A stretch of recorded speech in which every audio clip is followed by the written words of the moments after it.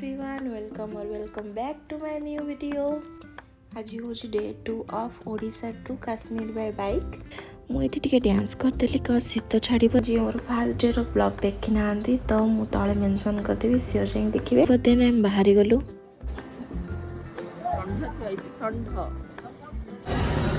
Checkout करुचु चलती checkout करवा पुणी बिहार स्टे कर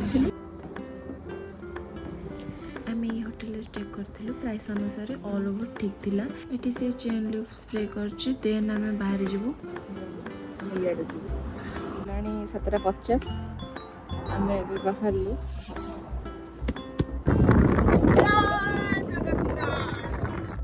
किछि बाट आसला परे आमे बाइक रो टांकी टिके फुल कर देलु। आमे भी टिके फ्रेश हे कि पुणी बाहर गलु।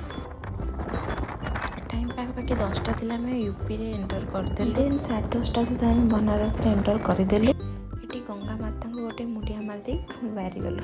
देन पाखापाखि 11:30 रे आमे बनारस रो राजतलब ठारे स्टॉप नेलु आउ सेठी टिफिन करके आमे पुणी बाहर गलु। प्राय 1:40 रे गंगा एक्सप्रेस वे रे एंटर करदेलु। देन आउ गोटे स्टॉप ने 2:06 रे चा आउ पकोड़ी खाइबा पे भाई तो वे बहुत टेस्टी थिला से चा आउ पकोड़ी पूरा जबरदस्त। देन आमे पुणी चलिलु पुणी गोटे स्टॉप नेलु गाड़ी रे टिके प्रेशर दवा पे देन पुणी बाहरिलु।